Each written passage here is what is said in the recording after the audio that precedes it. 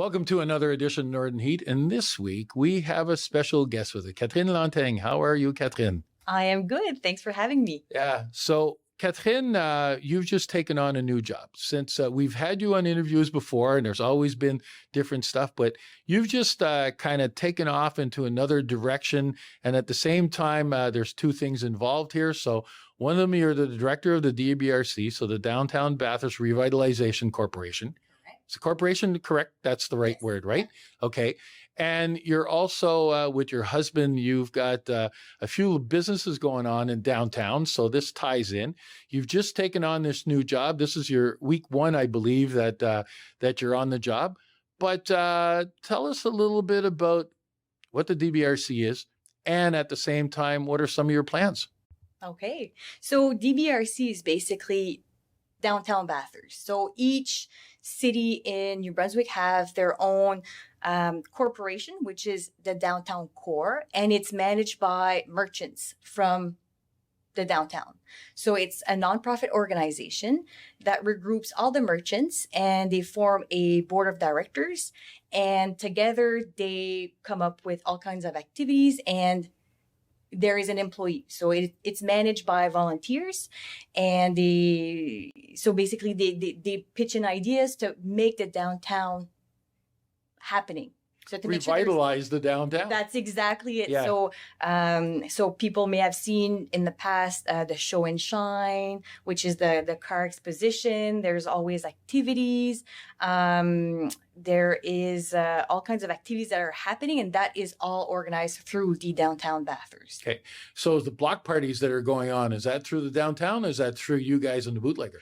It is, well, there are some collaborations. Okay. So we did have some help from DBRC in the past, and but it's mainly bootlegger that kind of kick-started, but there's a lot of collaboration. And I think in some way, shape or form, there's always a lot of collaboration when it comes to activities that are happening downtown. I feel that we're such a close-knit community that people are really excited that all the merchants are always on board for whichever activities that are thrown their way. So it's always a great opportunity because any activity is good. If we draw people in the center of our city, there's a lot of opportunities for the merchants. And at the same time, it makes our community vibrant. Well, that's one of the big things. I grew up in Bathurst and you know, the downtown core, because we didn't have St. Peter's Avenue. We didn't have the malls. Those things weren't there, but the malls came in and, you know, and kind of drew away from downtown. You know, the old Kent general store that was there. You know, I remember on a Friday night, you didn't have any room to move on Main Street. You know, all the parking spaces were full and everything else. And so it's, how do you bring that? And that's an issue with a lot of cities around North America. The downtown core has lost their population. And so that's one of the reasons on trying to bring it back. So being kind of on the inside, because you're an entrepreneur and you own businesses in the downtown core, and now being on the outside of helping organize things. So what do you see as some of the future plans that you have? Some of your vision of the future? So, well, just to go back on, you were saying like it's trends. So at some point, yes, there was a lot of decentralization. Yeah. So, and we're seeing the trend that people want to go back in downtown. So people want to live, play, and work in downtown. Mm-hmm. So that's what we're seeing. And even with our employees, I was so surprised at some point that most of our employees didn't have car license. They didn't driver's license, I should say. They were all either walking to work, skateboarding to work. So we're seeing a trend that where people want to go back to the center. Urban living. So it's to really accommodate that. So we want to make sure that there's places to eat. So there's a formula for a successful downtown. And I don't have the numbers here. I wish I would have brought it. But I remember the past employee, Chris, that used to be there at DBRC, saying nonstop at the AGM, how you have this perfect formula you have to have so many restaurants, you have to have so many facilities or bars that are open after a certain time, you have to have some lodging. So there's a perfect formula, and that's what all the downtowns are thriving for. As far as the vision, I mean, it's not only my vision, so it's really to express the wants and needs from all the merchants. So it's not necessarily just me. I'm there to execute.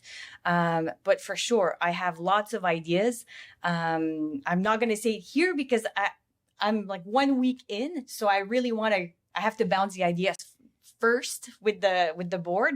But definitely the goal is really to bring people in. And I mean, anybody that's watching this, if you have any idea, or even in your city that you see that's very successful, that brings people in, because there's a lot of things that are being done elsewhere that we can bring to Bathurst in our own little city, and to bring people in the downtown core. Oh, you're absolutely right. And there's so much to learn. You know, we're talking about social media and everything before we started the interview and the different impacts. And this morning I was having a chat with Gare Maxwell, and Gare was telling me about this young man that just got hired in Fredericton to work with Jim Gilbert. And he's a YouTube expert. Okay. And so you say, okay, yeah, but he's going to work in a car dealership.